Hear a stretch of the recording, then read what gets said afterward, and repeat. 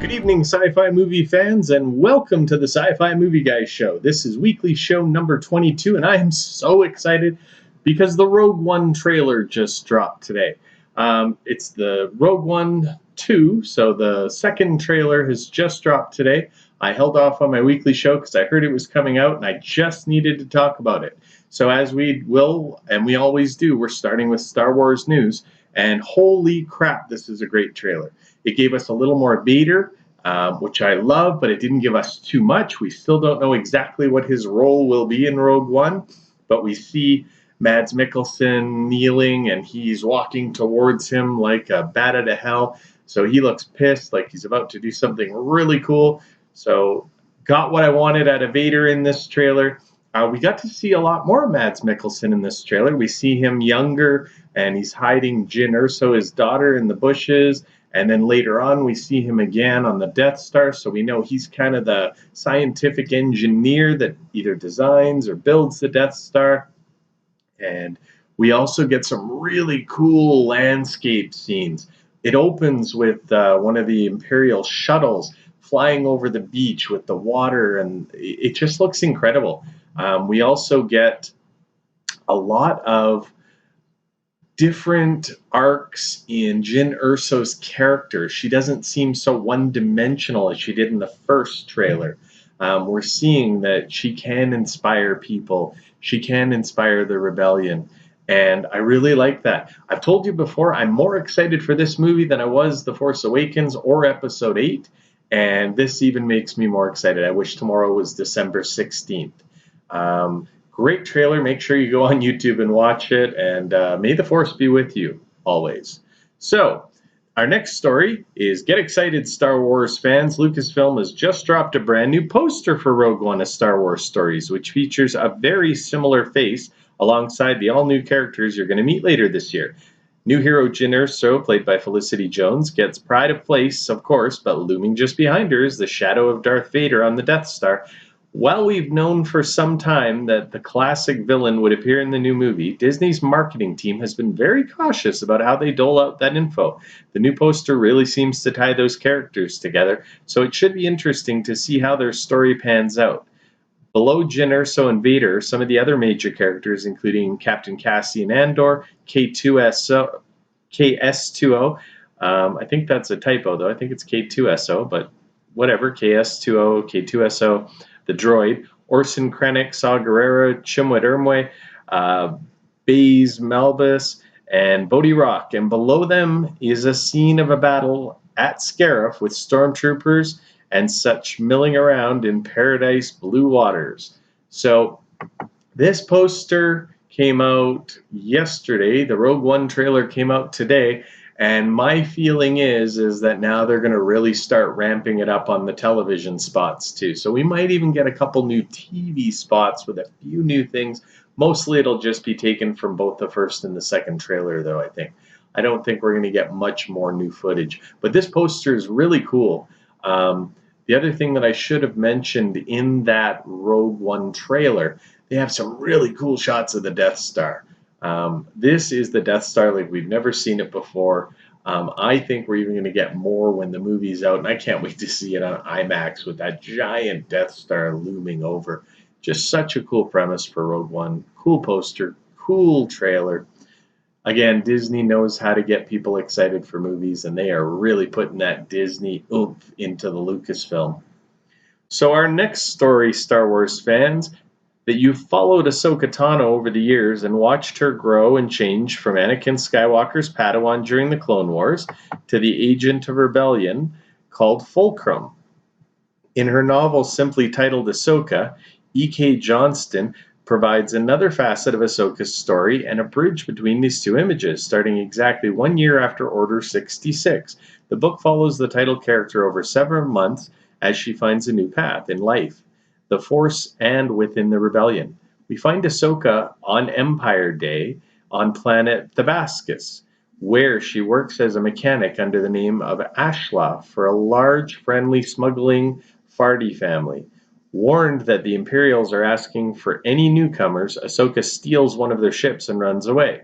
She finds her way to the moon of Radu, which is inhabited by a small farming community and that finds her place within the community thanks to her mechanical skills. She believes that Rada has nothing of interest for the Empire and would be a safe place for a former Jedi on the run, but she couldn't be more wrong. Thanks to StarWarsNews.net for this story. And I am really a little bit disappointed with Lucasfilm because I have a subscription on Audible to get the audiobooks, but it's not on there yet. So the Ahsoka book came out yesterday, I believe, and it came out for download with the publishing house, but it's not on Audible yet. And I really wanted to listen to this book on my trips. And so far, I haven't heard anything about when it'll be on Audible. So, guys, get your stuff together and get it on Audible because I like to listen to these books. I love the narration and the actress who voices Ahsoka Tano is actually doing the narrative for the Audible book. So that's even cooler. We're going to have Ahsoka's voice on there. So get it on Audible as fast as you can, Lucasfilm, because I want to hear this book. But for you folks that like to read the old-fashioned way, you can go out and buy the new Ahsoka book right now. And our final Star Wars story today is Felicity Jones spoke out this week to The Hollywood Reporter about the Rogue One reshoots, and she had a lot to say. She said, "I'm sure if you picked up the phone and called every single large technical movie and said, 'Have you ever gone and done reshoots?' they'd all say, 'Oh, God, yes.' She says, 'So why has it turned into a big story?' Because it's Star Wars, and they put a spotlight and scrutinize every single thing that gets done. But it was always planned, and nothing's unusual here. In other words, these are not the droids you're looking for." Jones plays down the reshoots as well. Obviously, when you come into the edit, you see the film come together and you think, actually, we could do this better, and this would make more sense if we did this, she says. "I've done it so many times. I mean, you wouldn't just give your first draft on the story, would you?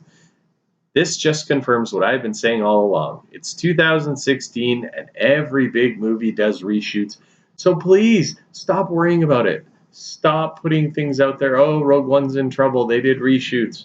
You know what? Every movie does reshoots. They all have big budgets now. The movie industry is doing wonderfully. They're making a lot of money on these movies, and they are going to do reshoots to give us the best picture that we can possibly get. So that's it. I'm not talking about reshoots anymore until Rogue One comes out, when I can see if this movie is a fantastic movie or if I have some criticisms about it.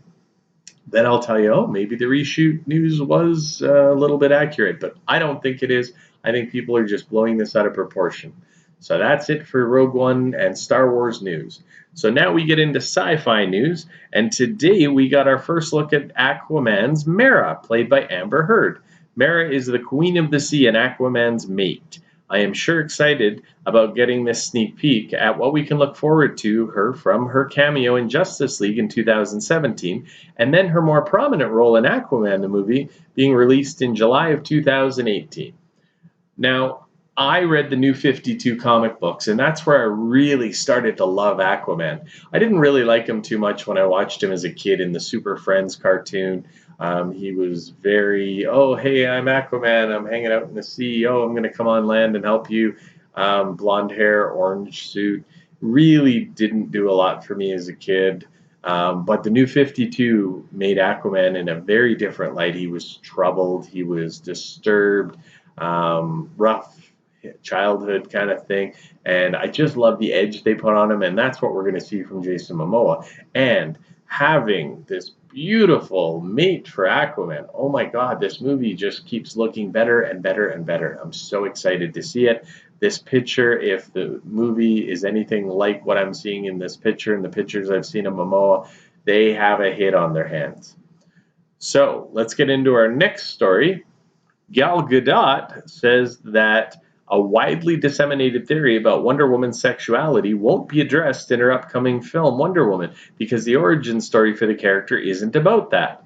It's not something we've explored, Gadot tells Variety when asked if the superhero is bisexual in Wonder Woman or not, a backstory popularized by a longtime writer for the comic book series, Greg Rucka.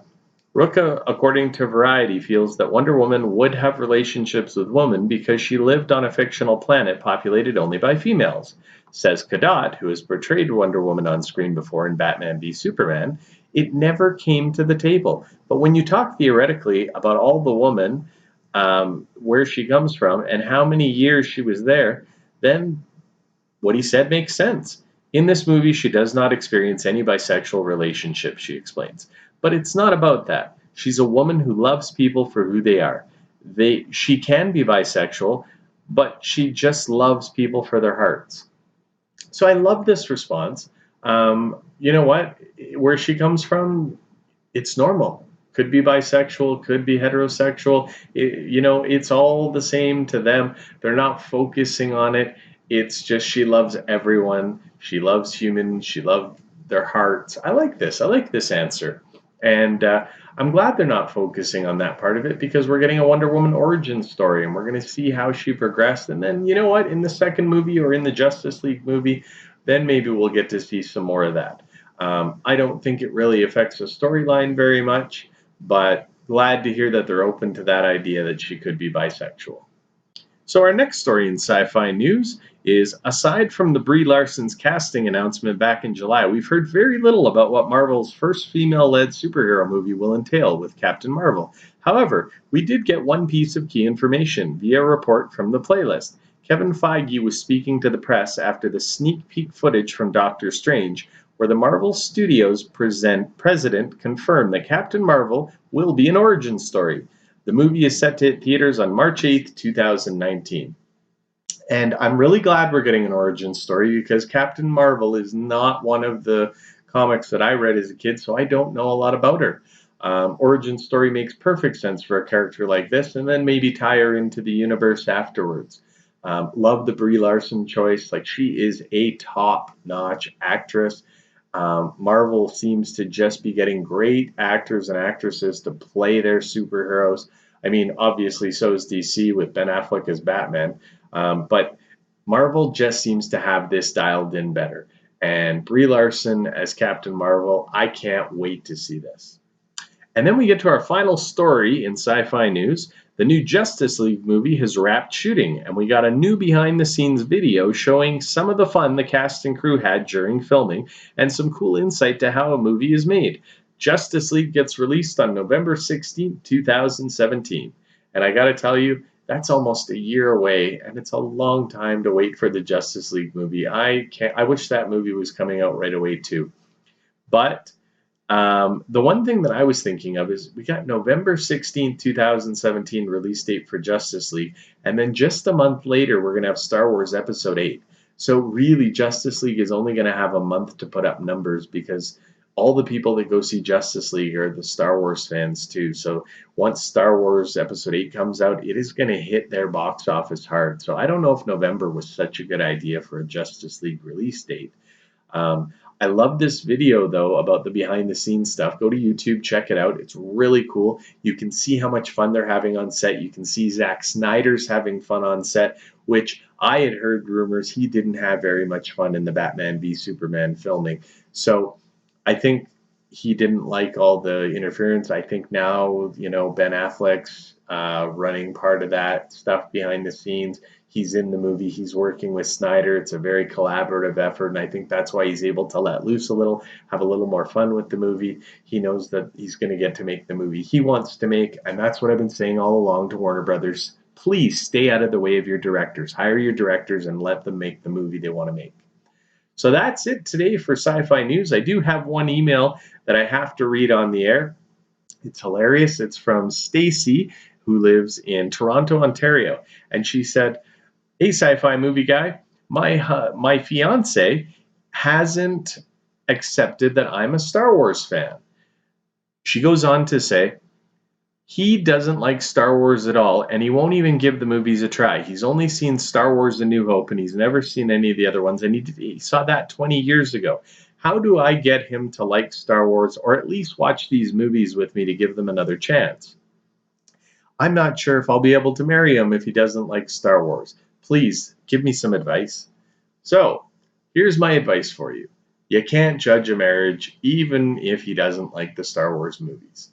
What you can do is make a deal with him and say, look, you watch these Star Wars movies with you, and then I will watch whatever movies he wants to see. So you make that kind of a trade, you get him into one, and my recommendation is get him to watch The Force Awakens first. I know it's not in the order, but The Force Awakens is so updated. It's so cool on the visual effects, the action, the storytelling. It's J.J. Abrams. You might get him hooked by showing him The Force Awakens first. Then you can go back and show him 4, 5, 6. And then if you want, you can go back and show him the prequels, but that just might change his mind when he sees Jar Jar Binks. Really, if he gets into it really heavily and starts becoming a Star Wars fan, then you can show him the prequels. Otherwise, be happy if you can get him to watch 4, 5, 6, and 7. I think that would be a great compromise. Again, do something that he wants to do. Or if he says, oh, I really want to go see this movie, say, well, you know what? I'm not going to go see that movie unless you watch The Empire Strikes Back with me or unless you watch The Force Awakens with me. But don't base your marriage on Star Wars. Star Wars, the Force binds us and brings us together. It's not there to separate us, so don't do that. And that is my weekly show number 22. Thank you, everybody, for joining me today. Again, so excited about Rogue One. I hope you are too. And if you want, you can email me, movieguySci-fi@gmail.com, or follow me on Twitter @movieguySci-fi. And remember, everybody, nerds rule the world.